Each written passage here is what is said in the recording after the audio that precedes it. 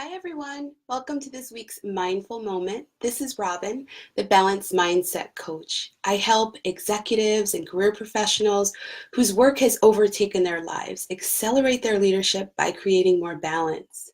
This week, I want to talk about your perspective, what you see. Is it an illusion or is it truth? So, reality is seen so differently by each and every one of us. One situation can vary drastically based on the way that we see it. And that's because of the lens in which we view each and every interaction. We all have a lens, and it's different and it's unique. And it's shaped by all of the experiences that comprise your world. So, your struggles, your successes, your fears, all of which are judgments. I'm curious, what is it that you want to see in your reality? That can be a really hard question because most of the time we focus on what we don't want to see and we don't spend as much time focusing and thinking about what we do want to see. Let's start by looking at the world exactly how it is, right? Not what we expect or what we don't want, but what it is at this precise exact moment without a filter, without our judgment. When you start to interpret something, you create a perspective about a particular story. Basically, you start creating a story around the situation, and then you look for evidence to support its validity. If you think things are not going to work out, then they're not, because that's what you're going to see things that are obstacles and you're not going to see the opportunities. When you make an interpretation, you don't even see that other explanations exist, right? You're limiting your ability to see what's possible. And when you think about your story, you can be really attached to the story that you created. And that is really a strong impact on your emotions and your actions. If you believe that your viewpoint of a situation is the only explanation, then you're not open to other points of view. Because you don't see that other possibilities exist, you're going to remain stuck in your story and feel like you don't have any control over the outcome. What happens often is that our interpretations are catabolic. And we talked about catabolic before, and that drains you. Um, they're a result of something prior in your life, a prior incident that went wrong.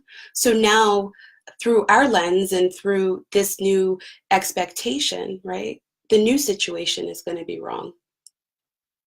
Let me give you an example. Let's say you're at a networking event and you want to talk to the vice president of sales about a new sales strategy. And you see her talking to a few other people, and it looks like they have a really engaging conversation going. So you decide, I'm going to go grab a drink and then I'm going to head over and talk to her. When you get there, she seems distracted, almost annoyed at your conversation, and she excuses herself and apologizes and says she's running late. So our interpretations are deeply personal, and it's somewhat difficult to let go of them. It's a challenge.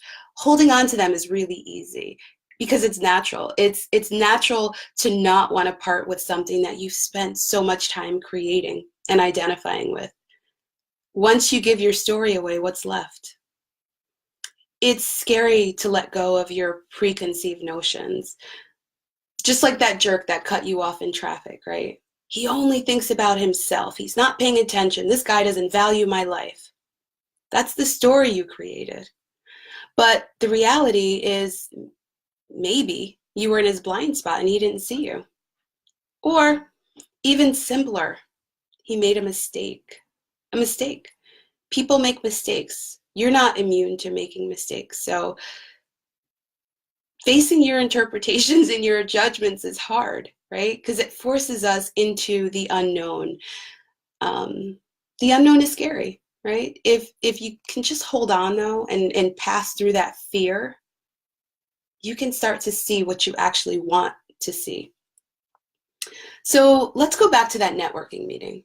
You're standing there, you're like, wow, I can't believe how dismissive she was to me. She wasn't even pretending to listen to me. I've given this job 10 years of my life, and I can't even get her to hear me out. Why am I even here?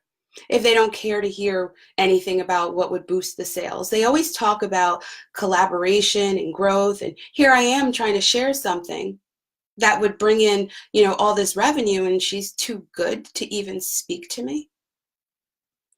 While you're standing there lamenting in your own thoughts, your boss comes over and tells you that the VP wants to meet with you next week. Unfortunately, she got a text that her mom fell at the nursing home and broke her hip, and now she needs to have emergency surgery. How do you feel now? Imagine how much better you'd feel knowing that it wasn't you, right? It wasn't you that sparked that reaction in her. But you'd feel even better in life if you didn't even have to think the worst in the first place.